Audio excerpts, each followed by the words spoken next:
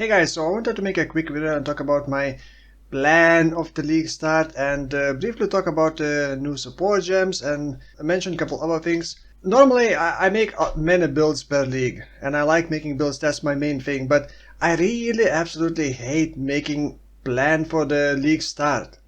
And the reason is because there are too many unknowns about the skills or about the gems or about the league itself, and this is probably gonna resonate with those who also make many builds per league and are not too worried about picking like really good build at the start of the league, because it's not really very important for me to have like a really strong build at the start of the league, because by the time I reach red tier maps I'm gonna already be bored of that build and will want to do a new build. So for that reason I don't really plan on league starting with something meta. Well, it may be meta, but I also don't really want to pick something too risky. Like I already burned myself a couple times with trying to test new unknown things like prismatic burst. That was one of my worst league starts ever, I think. However, because I'm still a content creator, I kind of need to test something new and as soon as possible, you know, because everyone's gonna be making videos. So, and I was saying, don't do Guardian, just stay away from it until someone else tries it out. So, I guess I'm gonna bite a bullet and be the one who was also gonna be testing it out. And going with the Guardian, initially I did not want to go with Guardian, but the more I looked at it, the more I started thinking that that's actually really interesting. And even if it doesn't work, I have like a backup plan. And then another backup plan, sort of. Now, Guardian lost a lot of things and it's kind of controversial. What it gained is essentially 2 new minions, or sort of like 4 new minions. One like big minion and then 3 different elemental minions, which have auras. We do have some information about these 2 minions. So this is the Sentinel of Radiance. It's essentially like Righteous Fire minion, which scales the AoE dot damage with its life, so it could be interesting. But you have to cast it manually, it lasts for only 20 seconds. It does absorb some of the damage done to you, which is nice, and it also taunts enemies. But it also, like early on, I'm very curious, like it's taking 30% of its maximum life per second, and you get it like, let's say at level 30. It's not gonna have that much HP, it's not gonna have like resistances or regen at that point, so I kind of imagine that you summon it and like 5 seconds later it's dead. But I mean, I don't know. I guess we'll have to see. Now, these summon elemental relics only last for 5 seconds. They are triggered, for some reason they still have mana cost, which is kind of sketchy. They are triggered either on when someone else, one of your allies, kills an enemy, or when they hit a rare or unique. So it's kind of interesting and kind of new mechanic that allows you to trigger something when someone else hits. That could be interesting in party, although who cares about party play, but it also can be triggered by your other minion hits against rare and uniques. And you can summon one of each different elemental relic, so like cold, fire and lightning. And each of them will pretty much stick close to you, just like Holy Relic, do nothing and provide auras. Each of them are gonna have level 20, sort of level 27.5 equivalent of wrath, hatred and anger auras. So 3 different elements. So if you want to benefit from all of them, you kind of have to use something that starts as physical. So like for example, some raging spirits start as physical, but they do get conversion into fire. So they would benefit from all of those auras. I guess they're gonna affect like all the allies, although I'm not sure what's the AoE of those auras. I hope it's not just gonna affect you, because we're gonna stick close to you and like it's not gonna reach minions.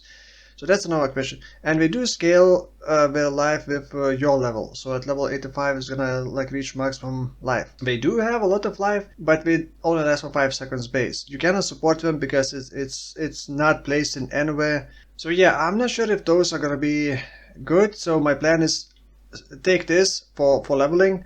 Later test that out. But wait, why am I taking this? Oh yeah, I was also gonna be trying the link stuff, because if you're gonna be using these relics, which are gonna provide quite a lot of flat elemental damage, all elemental damage, you kind of need to lower enemy all elemental resistances. So this could provide that, but you would be forced to use link skills, which are kind of meh. And then this one, I'm taking that one because, oh, I didn't mention the weird part of the plan.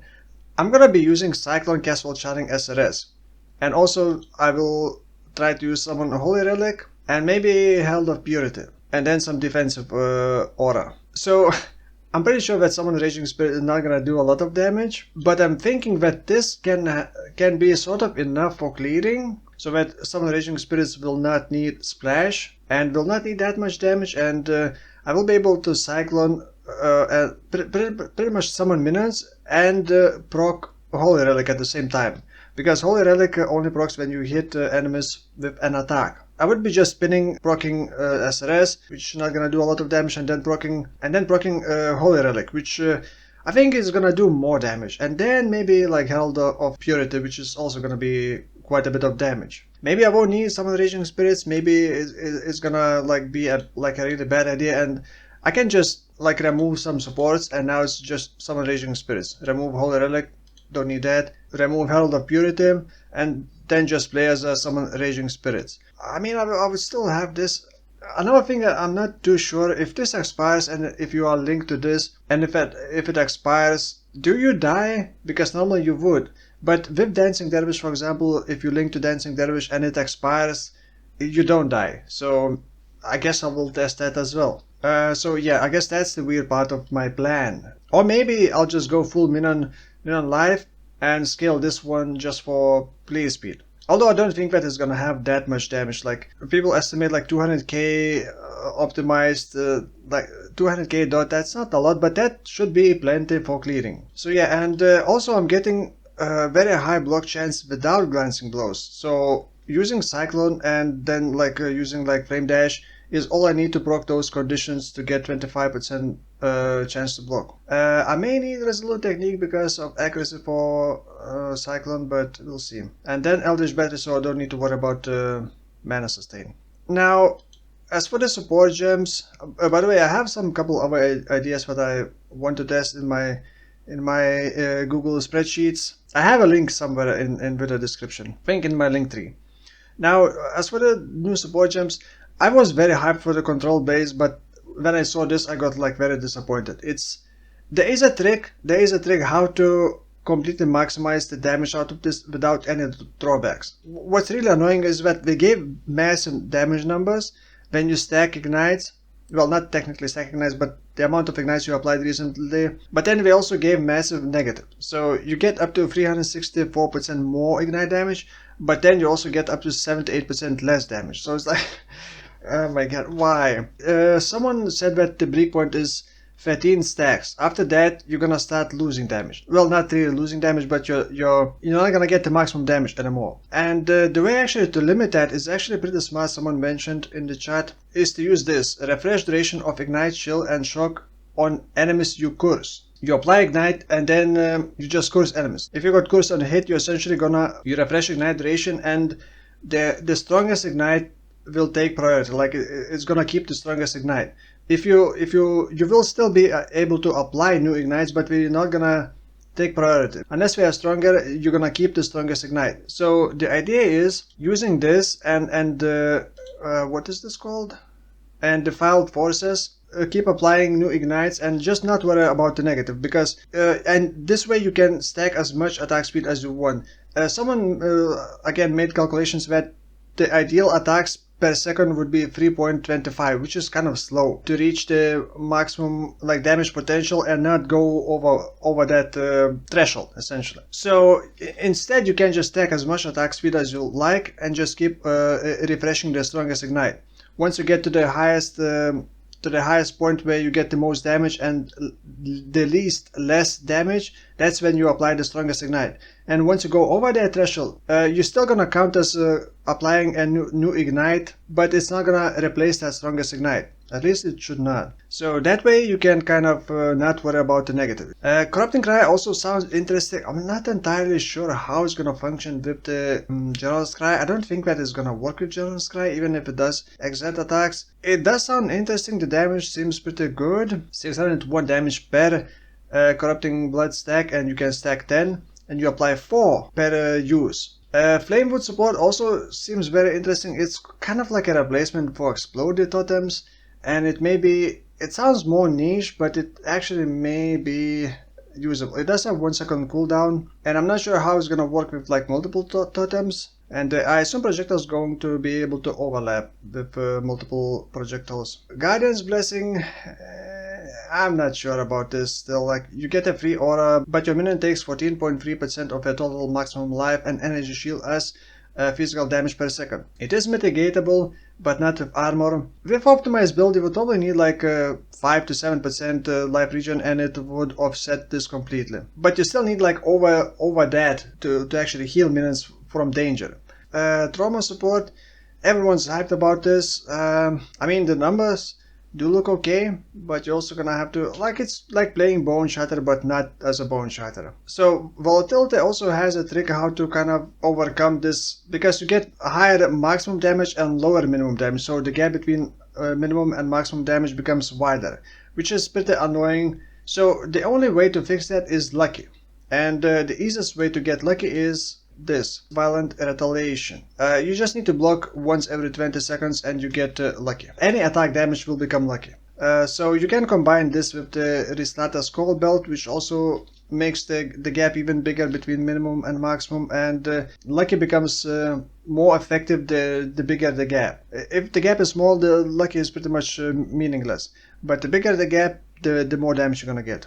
I think actually maybe the limit is 50%, something like that. I guess up to 50% more.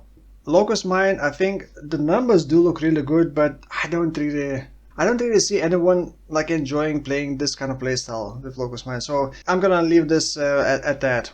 I could be wrong. Returning projectiles, damage numbers, like, it's not that great. It's still like like what can I say 59% more multiplier, because it's 61% less damage while returning. So you're still gonna get like an extra hit, which is gonna be very small compared to the original hit, but it's still like more DPS. Is it gonna just be a flavor for every build that has projectiles, or is it gonna be very useful for specific builds? I think some time ago they fixed ignites. Ignites used to have a limit of how short they can be. If they were shorter, we just completely did no damage. It just stopped working. They fixed that, and now you can make ignites very, very short. But the more I think about this, the weirder it sounds. Like, you want to play a dot build, but you want to make your dots very, very short, so it becomes almost like a hit. So what's the point? Just play a hit build, man. Devour looks kind of meh, but I mean, if some builds have a lot of damage and for some reason need recovery, could be good for clearing. Fresh meat. I think is a massive bait, and the main reason is that the minions gain this critical and the adrenaline for only 10% of their duration. So let's say you got SRS. Base SRS duration, I believe, is 5 seconds or 6 seconds. At base value, they wouldn't even get for 1 second, like for one hit. They could barely make like one hit. Even if you got like 60-second duration minions, that's only 6 seconds. And only for the first 6 seconds. After that we lose it, and for the remaining of the duration, this is kind of useless. I don't like this at all. Maybe some kind of minion stability builds could use this, but I haven't given enough thoughts. Frigid Bond, I mean, it still requires a link skill. Searing Bond will not work. It's not a link skill. It requires a link skill. I was thinking Indigon, because it constantly keeps draining mana, but also keeps ramping up the mana cost. So maybe it could be interesting with Indigon. But I mean, it does require an ally or a damageable minion. Sacrifice, I don't like this. I don't think that it's enough. 44% of the 20% of your current life is gonna be added as flat heals damage, and I don't think that that's gonna be a very fun playstyle, because when you get hit you lose damage because you lost life, and it's not that much. 44% of the 20% of your current life, so that doesn't sound very good. Spellblade, I was never a big fan of Battle Mage. It's essentially Battle Mage for one-handed swords. My argument was that why use this if you can just get a good spellcaster weapon? Unless you're gonna be doing a hybrid attack plus spellcaster, but attack plus spellcaster never actually works. You're always gonna end up with a worse build if you try to do a hybrid attack plus caster. So yeah, that's my take. That's my plan.